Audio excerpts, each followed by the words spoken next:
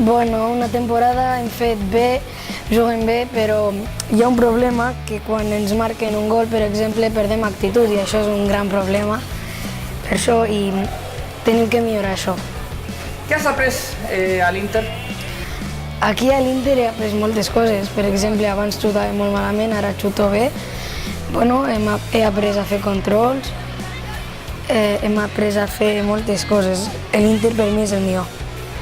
I quin és el teu somni aquí a l'Inter? Aquí a l'Inter espero arribar un poquet lluny i tenir bones competències.